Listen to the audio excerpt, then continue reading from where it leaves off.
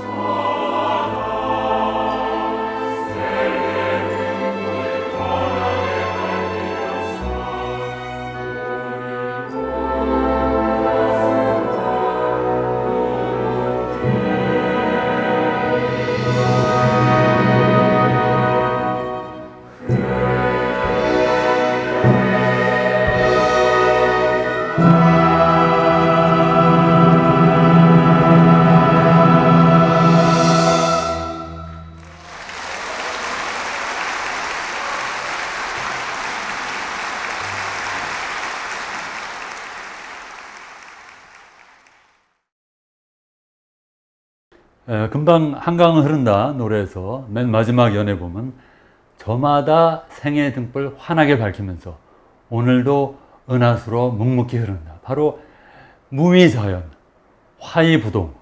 이것이 전부 다 이제 그 제세이화, 이화 세상을 이제 나타내는 이제 그러한 그 식구인데 정말 감동적이죠.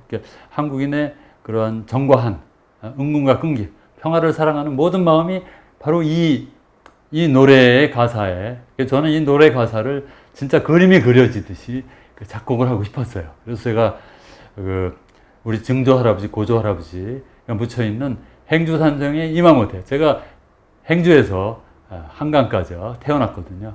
아버님은 어부셨고, 그래서 어렸을 때 제가 누님이 그때 이제 수녀원에 계셨는데 아마 이게 7, 8살 때였던 것 같아요. 그때 어머님, 아버님 모습을 이렇게 같이 담은 사진을 제가 여기 가지고 나왔는데, 어머님, 아버님이 돌아가시기 전에 제가 돌아가시 한 10여 년 전쯤에 제가 직접 이렇게 초상화를 그려서 제가 집에 잘 모셔놓고 있습니다.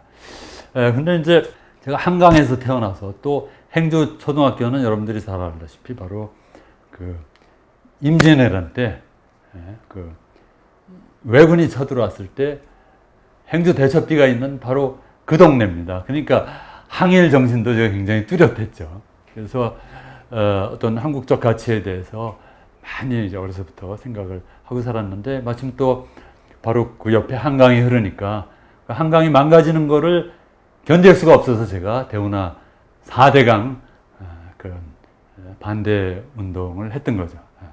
그래서 어쨌든 근데 거기에 또 아주 특별한 이유가 있습니다. 자연을 사랑하라는 어머님의 가르침이 있었는데, 아버님과 어머님의 우리가 그 형제들이 6이나 됐으니까 같이 뭐 놀다가 싸우기도 하고 그러잖아요. 그러면 부모님께서 저희들을 야단을 치실 때 너 잘못했다, 틀렸다 막 혼을 내고 이러시지 않고 얘들아 자연스럽지 못하게 그게 뭐냐, 순리대로 살아야지, 이런 말씀하시는 거예요. 근데 순리가 뭔지도 모르고 자연스럽게 산다는 것이 뭔지도 모르고, 근데 하도 그런 말씀을 많이 들어서 이 머릿속에 꽂혀 있는 거예요.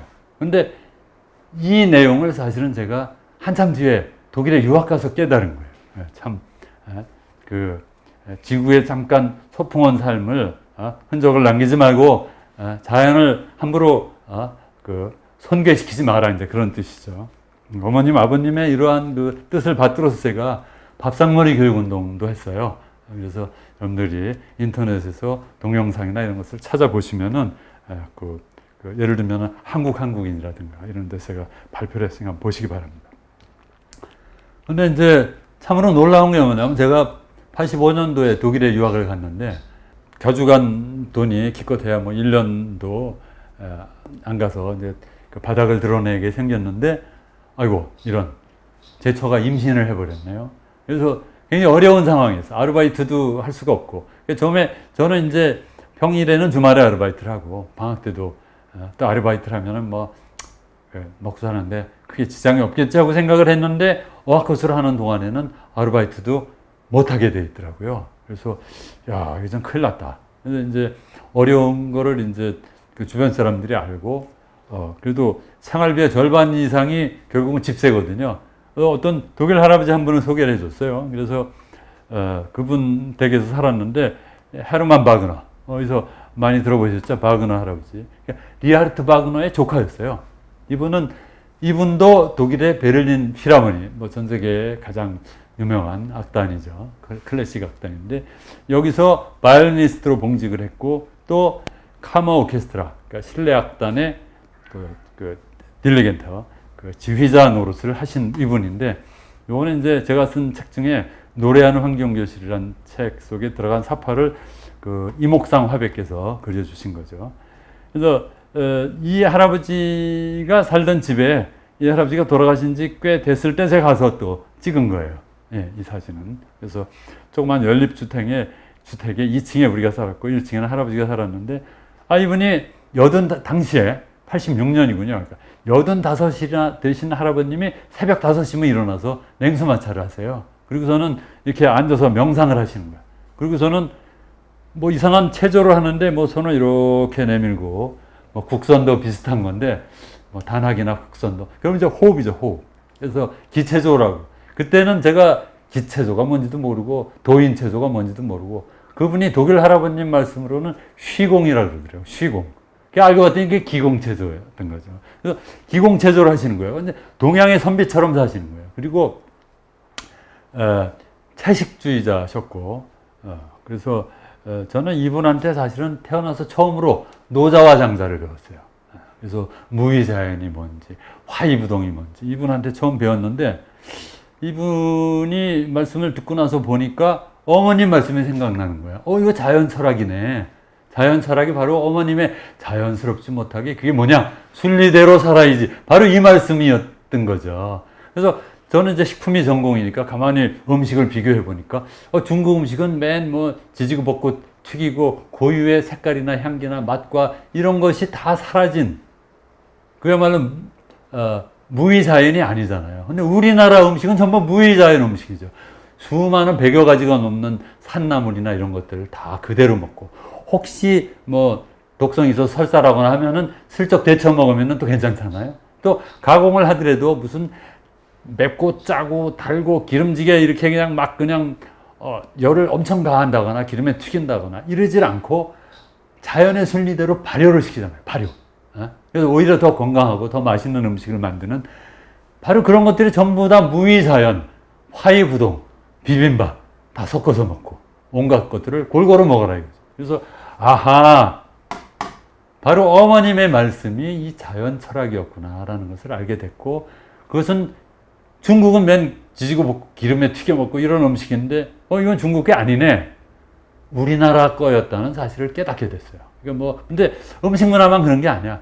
건축 문화도 그래. 건축 문화도 보면 우리나라는 방이 조그맣고 이렇게 마당이 있고 전부 열려 있잖아요.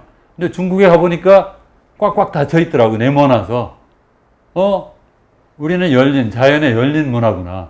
그러니까 건축 문화도 완벽하게 그 자연 철학이 다 그리고 그 정원이라든가 이런 것도 크지 않고 중국의 정원은 그냥 뭐 어마어마하게 크죠.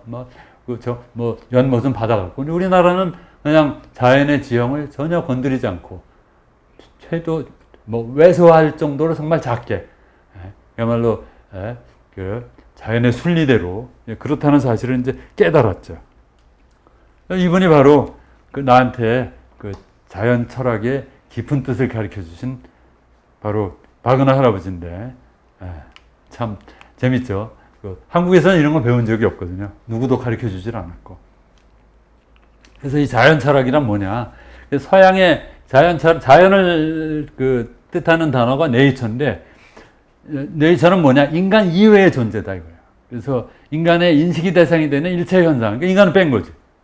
근데 동양의 이 자연 여기에 상응하는 말로 이 자연은 스스로 그러하다. 인간도 자연의 일부다. 결국은 자연의 이치, 즉 도의 작용이 만물에 부여된 본성을 완전하게 현상계에 나타내서 조화를 이루는 그런 상황이 바로 자연이니까. 이게 달라요. 보는 게. 서양은 이원론적이지. 인간과 자연을 분리하고 신과 인간도 분리하고 다 분리해. 설탕도 분리해서 99.9%짜리 결정질로 만들고 모든 음식을 다 버터도 분리하고 지방 분리하고 근데 우리는 가능하면 있는 그대로 아니면 통째로 섞어서 먹는 또 가공을 하더라도 발효를 시켜서 자연의 순리대로 아하 바로 이게 자연 철학이다라는 걸 나는 이제 몸소 깨달은 거고 자연 철학의 종주국이 바로 우리나라다.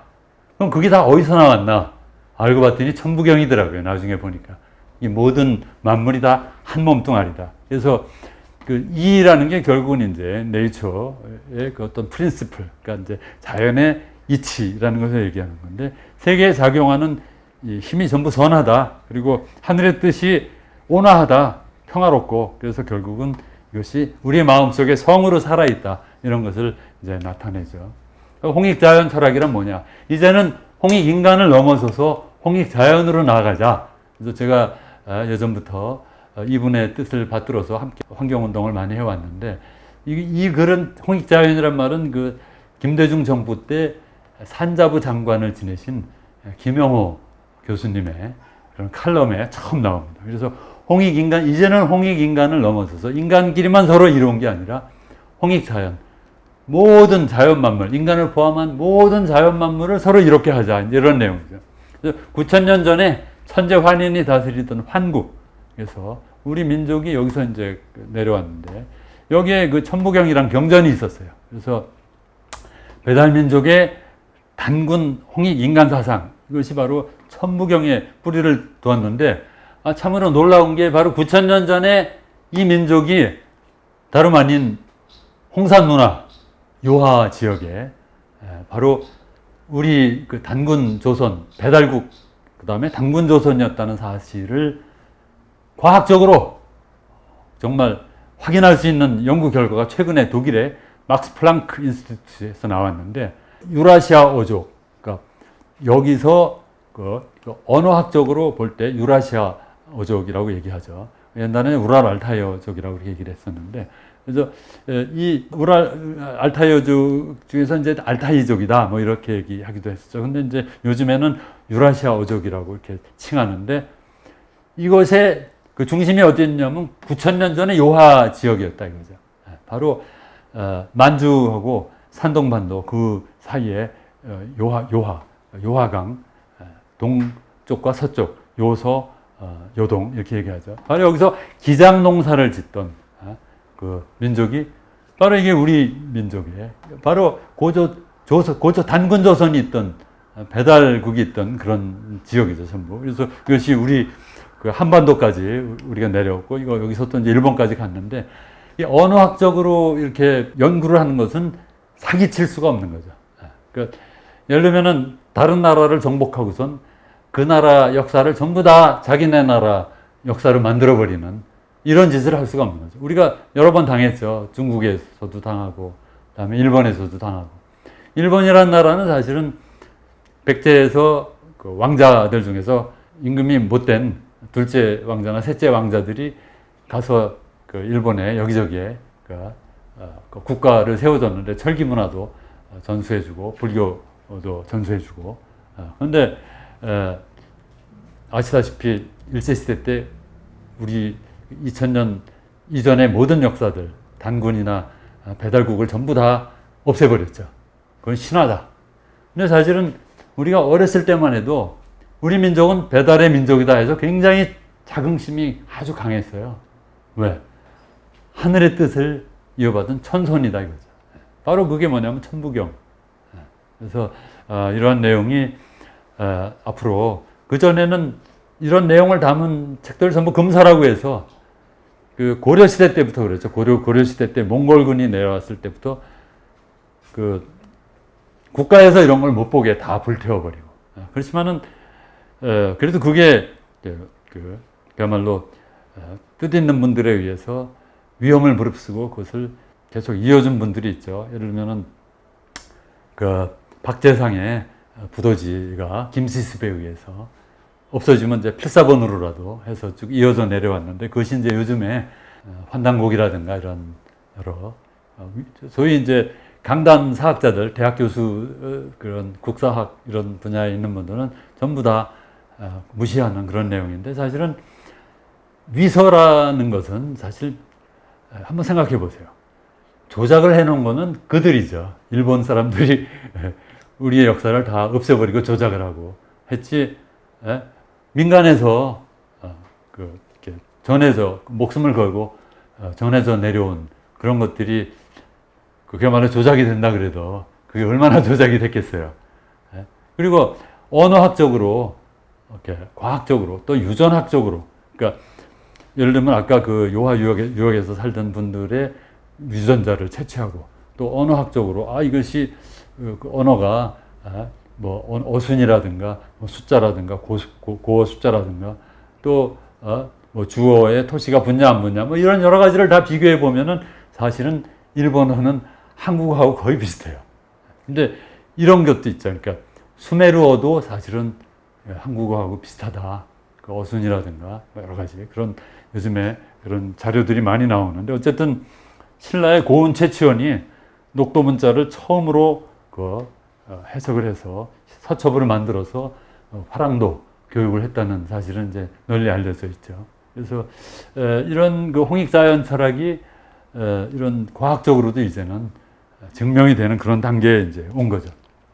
천부경이란 그 환국, 배달국, 단군 조선, 부여, 고구려, 고려로 이어지는 이제 경전인데 이 내용 자체는 우주가 시작도 끝도 없는 하나이다. 하늘과 땅, 인간의 마음속에 하나로 존재하는 즉 천지인 사상이라는 거죠. 그래서 이 안에는 뭐 음양오행이라든가 제세유화 또 이런 것들이 이제 하나의 홍익인간 사상으로 나와 있는데 음양오행은 이제 나중에 그것이 그 중국의 그 송나라 때인가 그때 하여튼 더 추가가 됐다. 그래서 지금 이제 이것은 그 우리 민족의 그런 철학이 아니다라고 얘기되고 있죠. 그래서 이것이 결국 이제 주역 사상이 된 거고 바로 태극기로 나타난 거죠. 천지인 사상은 보면은 기독교의 성부, 성자, 성령 즉 삼일체 사상하고 뭐 거의 같아요. 그리고 이것은 불교의 법신, 화신, 보신 그리고 또 이런 그 우주적인 본성의 그 세 가지 측면이 결국은 인류의 모든 종교의 모체가 아니냐. 인류의 모든 종교는 사실은 다 천부경에서 나왔다. 이렇게 유추할 수도 있는 거죠. 그러면 이제 한국혼, 한사상이란 뭐냐? 바로 태극기 사상이죠. 우주 만물이 서로 쌍무적인 상생의 관계. 너와 나를 가르는 게 아니라 사실은 쌍무적, 서로 도와주고 서로 이익이 되고. 그래서 예를 들면 우리 몸이 그 여러 가지 눈, 코, 입, 뭐 성기능이라든가 장기능 모든 것들이 다 서로 하나의 유기체가 돼서 생명 현상을 나타내는 거죠. 만약에 우리 몸에 눈이 없다고 생각해 보세요. 그러면은 제대로 된 생명체가 아니죠. 만약에 간을 없애버린다. 그러면 죽죠. 이렇게 우리 몸에 있는 모든 장기들이 다 똑같이 다 크든 작든 다 똑같이 중요한 거죠. 그것이 산소를 많이 소비하든 영양물을 많이 소비하든 상관없이 다 똑같이 중요하다. 그래서 자연의 순리대로 자연스럽게 살아온 우리 한국인의 홍익자연 철학 이것이 뭐냐면 바로 선비 사상이다.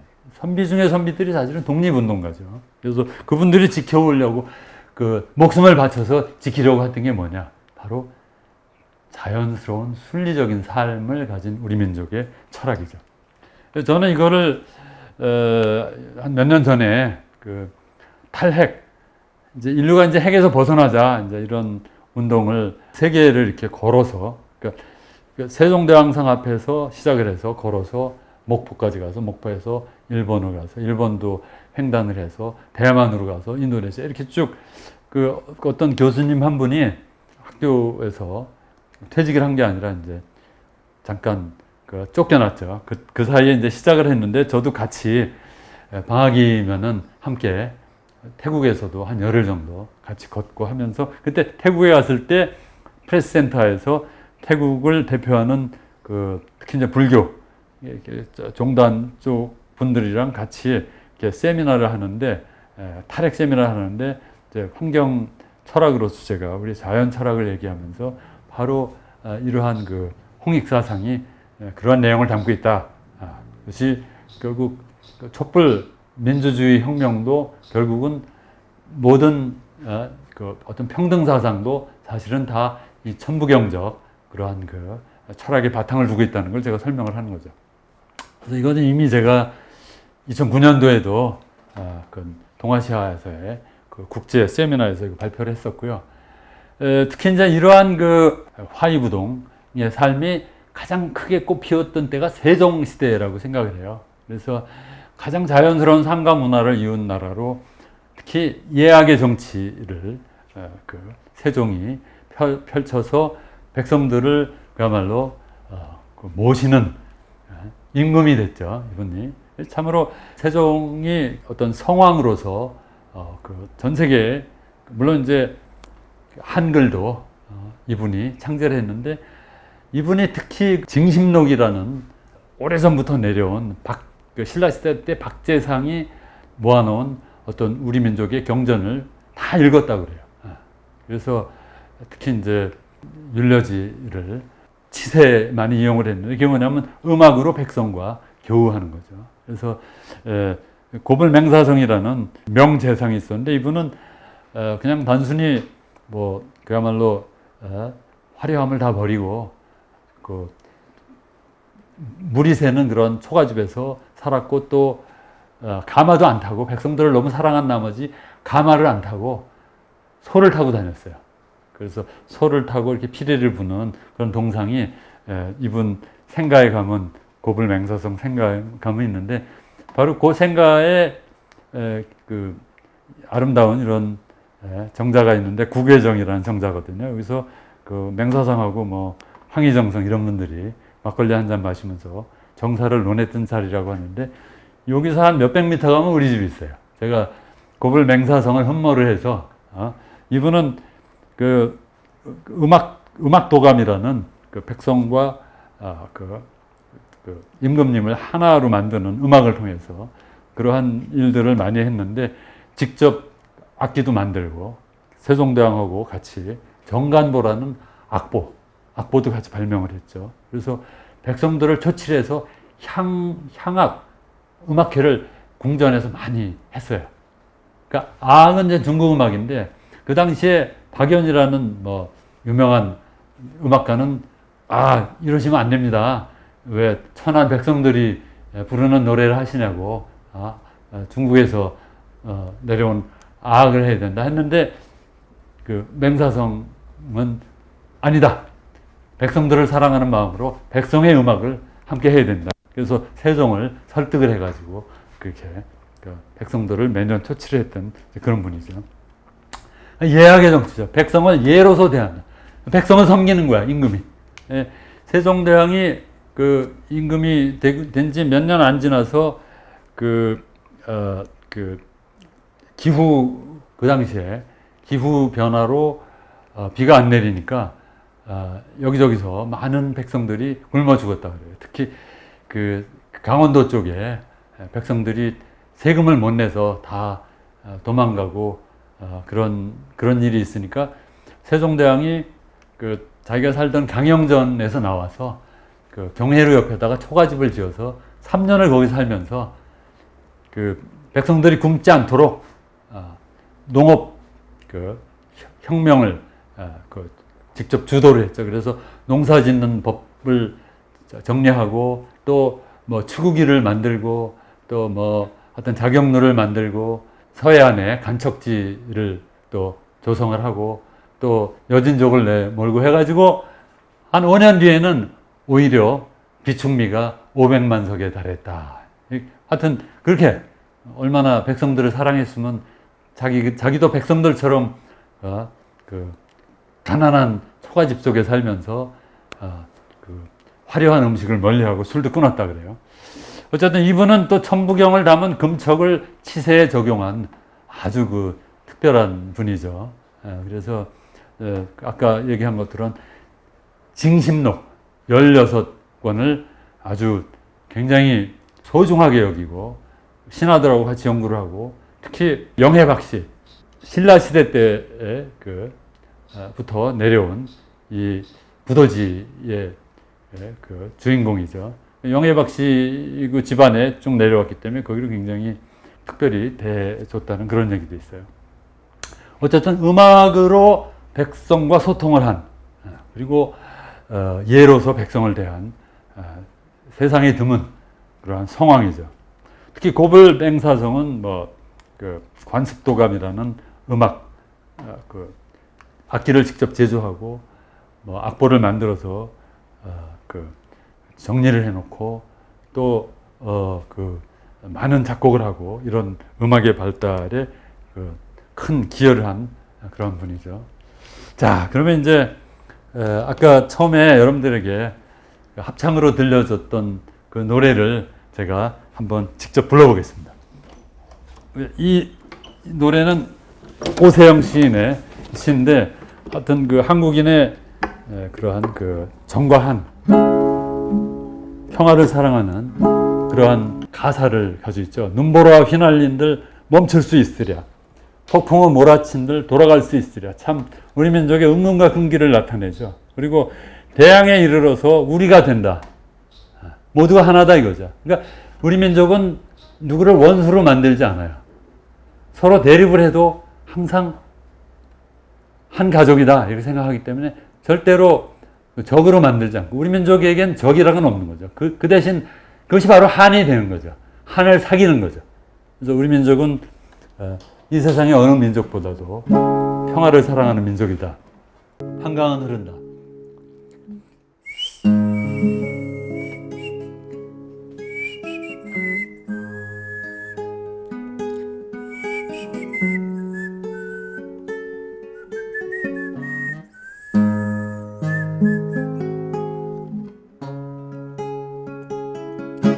한강은 흐른다. 산과 들 사이길로 복숭아 진달래꽃 마음을 터뜨리며 오늘도 무지개로 소리 없이 흐른다. 한강은 흐른다.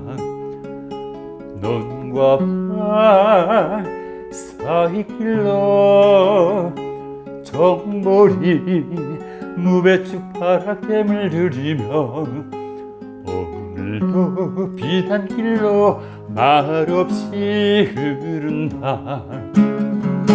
눈보라 휘날린 들 멈출 수 있으랴. 폭풍우 몰아친 길 돌아갈 수 있으랴. 흘러서 영원히 이르니 태양에 이르러야 우린 것을. 한강은 흐른다. 마을과 도시를 지나 저마다 생의 등불 환하게 밝히면서 오늘도 은하수로 묵묵히 흐른다. 묵묵히 흘러간다.